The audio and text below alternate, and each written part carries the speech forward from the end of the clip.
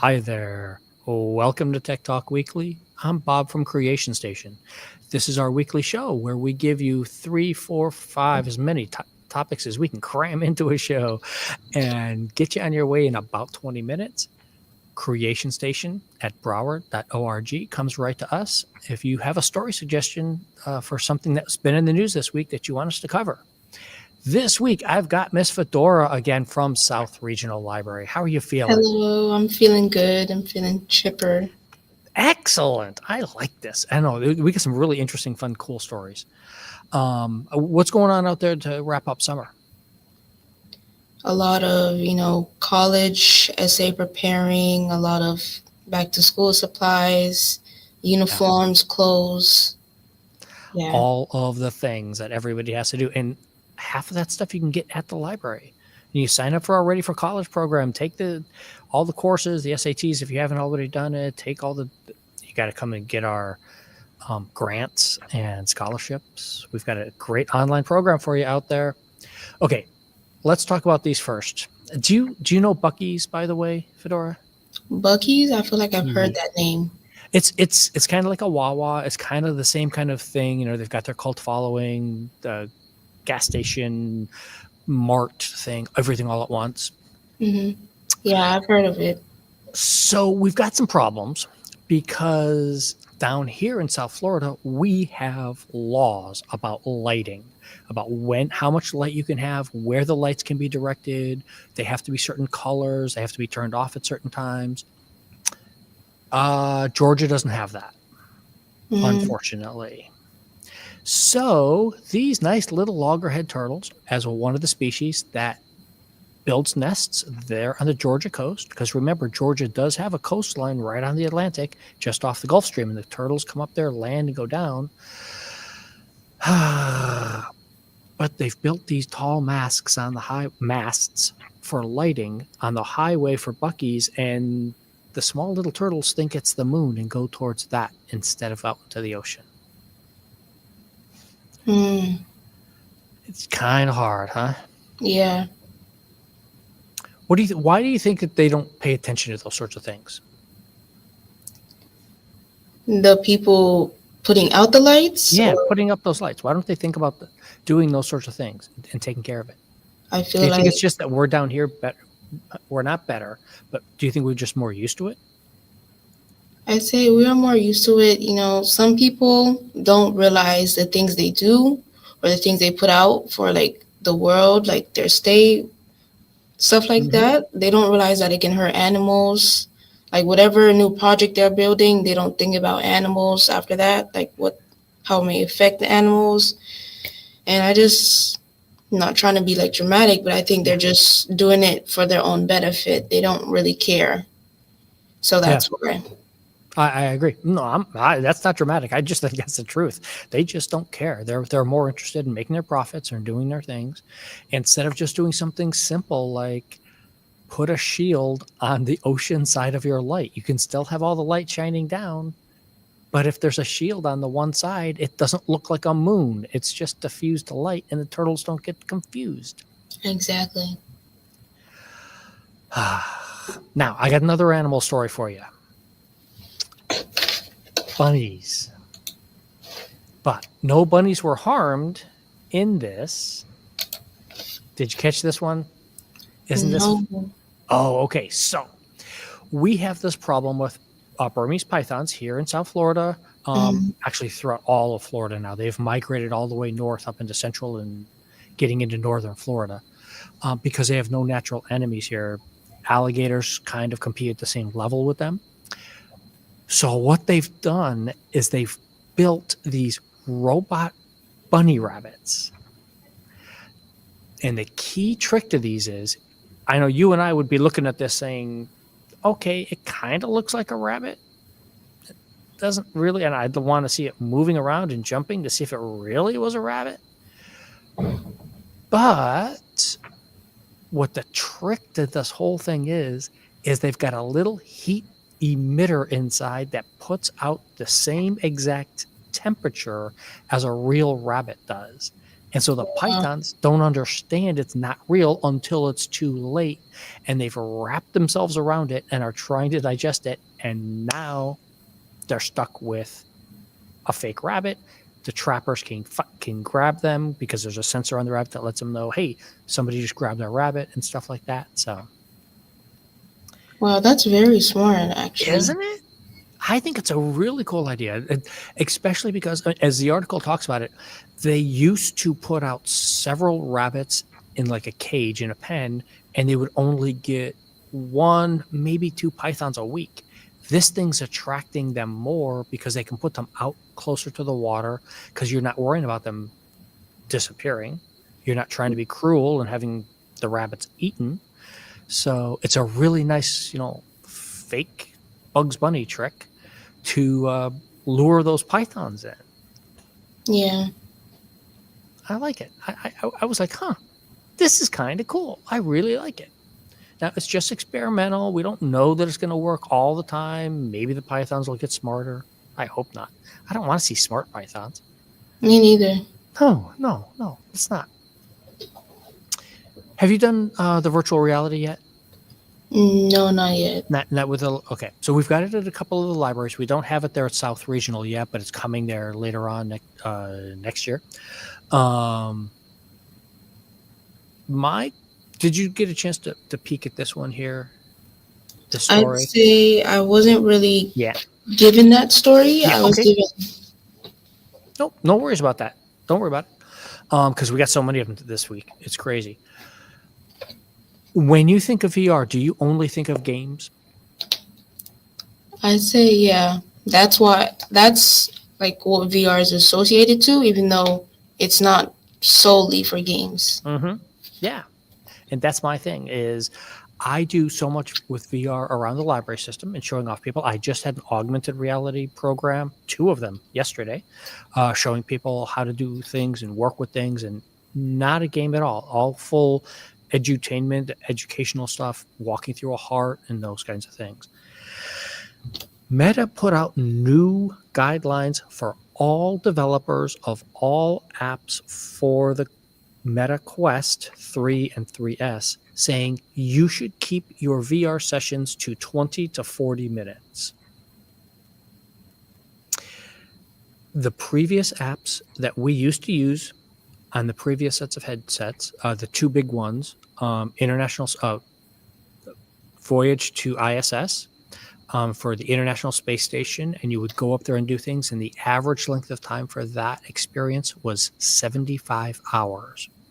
Not all at once, but you would do them in chunks as you're going through experiment by experiment, and most of those would take you a half hour to 45 minutes minimum. So it kind of fits into this range that they're talking about. But then the other one was Google Earth, and people would do Google Earth for hours. They would just pull up a chair and sit and go for hours. Teens would spend 2, 3, 4 hours on the devices if we let them. Wow. Just crazy. And that's my point. The other thing that we use VR for, and augmented reality also, is doing,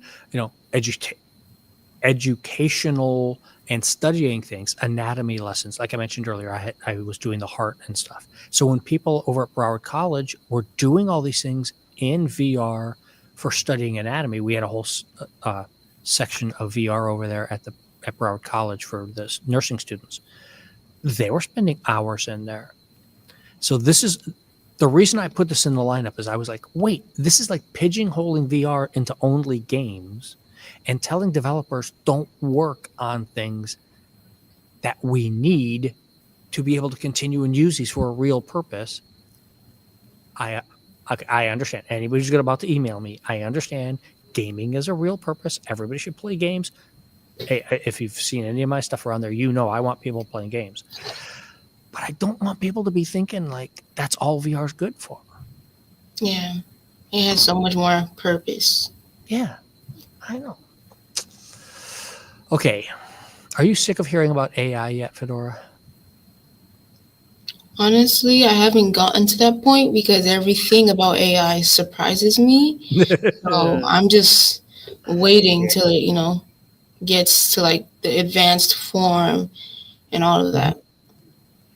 So we got two stories on AI today. One of them is about judges having rulings that had to be withdrawn because they had so many errors in them, factual errors. And while no one has admitted to who did what yet exactly, we don't have names associated with them, we do know that someone in the chambers was using AI to formulate their opinions for this ruling, and it made up stuff. It hallucinated. They can't lie because they're not smart enough to lie. They just hallucinate. They just make up whatever they feel like making up at the moment because they're just putting words after words. What do you think about that with like a judge or a lawyer using AI like this? I think that's a complete, like, I don't want to say it wrong, but I feel like that's an abuse of power. Like, if judges who are supposed to be justice in like life are using like fake things like AI, that's a real problem. That's a moral problem. Yeah, and I think that kind of hits it on the head in that we know people are using AI out there. Not everybody, but a large number of people. In fact, there was a report yesterday about just how many hundreds of millions of people are an extra 500 million downloads in the last 6 months. Not 500 million. 1,500,000,000 the last 6 months, which is 500 million more than there were the previous 6 months. So over the last year, there's been 2.5 billion downloads of AI models and such by people using them around the world. That's absolutely crazy. It just goes to show how, even I've seen arguments about people like, don't use AI, it's not good. And others are like, well, AI is good. Like, it's okay to use it. And it seems like people who are against AI are seemingly starting to lean towards that line, like that boundary accepting AI. Yeah. And I think part of it is so many people are using it without understanding that they're using it or are dipping their toes in to try something. And then other people are just jumping in full bore, using it without using any guardrails. And that's what happened here. We know lots of lawyers and lots of people are using this to write their opinions, do their research. But the trick is most people, most lawyers, most judges are smart enough to go back and research and verify what that AI chatbot put out for you so that you know this is accurate and correct. And that's why these make the news, is because people aren't following that and now they get caught. Yep. And just like our other story here, so in teaching someone how to do a task, which is the correct thing, like here, I don't know how to do this. So AI, here's the chatbot, show me what the steps I need to do this task. That way you learn and you can verify what's going on and everything. The OpenAI chatbot agent for ChatGPT was like, oh, and here is the spot in the dialogue where you have to click the box that says, I am not a robot. I'll click that for you. And it clicked the box and it continued along. That's actually crazy. Yeah. Which shows us two things. One, AI is getting much better at knowing patterns because it knows, okay, this is the pattern of what has to happen if you're going to access a website. You're going to go here, you're going to go here, you're going to go here. You're going to get this prompt that asks for if you are a robot, because that's the way they check to see if it's an AI or a human. And so the AI has now learned, okay, well, you have to check this box. So you just check the box. Now, it didn't go farther than that because it did need human intervention to finish the next step. But just like it shows here on the screen, I'll click here to verify that I am a human. to prove that I'm not a bot, and it's a bot doing it. It We're just already past that point. Yeah. Yeah, it just goes to show like maybe these verification steps aren't that strong after all. It felt like whenever I went on these like CAPTCHA verifications, it felt like anybody could just press the box and just be verified as a human. Yeah, it does. Now, Cloudflare is one of the service providers who does a lot of this kind of thing, and they, in theory, are using their own AI to detect this kind of stuff. They're testing how your mouse moves around on the screen, because if it's moving too perfectly, or in how it goes and speed and such, that shows Mm-hmm. it's a bot and not a human, or how accurate you are. Because I know you've done, I do it all the time. I'm dragging my mouse around and I'll have to do like the little loop to like really get the perfect center there where I'm clicking. So it knows how it can do those kind of detection things and how long you've been on watching the screen and stuff like that. But now, like you said, and along with all age verification stuff that's happening now over in the UK, where people are just like, yeah, okay, fine, click. That's not Yeah, how it was supposed to work, but okay. honestly, it seems like to me everybody is letting their guard down whenever AI comes around, Mm-hmm. and it's only going to keep getting worse. Yeah. See the Fedora. Can you be in charge, please? Can we just put you in charge and teach people what to do? I keep saying the teens are going to save us. The adults are going to build the robots, and the teens are going to save us from the robot overlords. So, what we've got here is a thought process for you. Now, Fedora, you use GPS, right? Because you've Yes, used maps, you've used all the things. mm-hmm. Do you think it should just be an open and free thing, or do you think it should be like under control and someone could just take it away?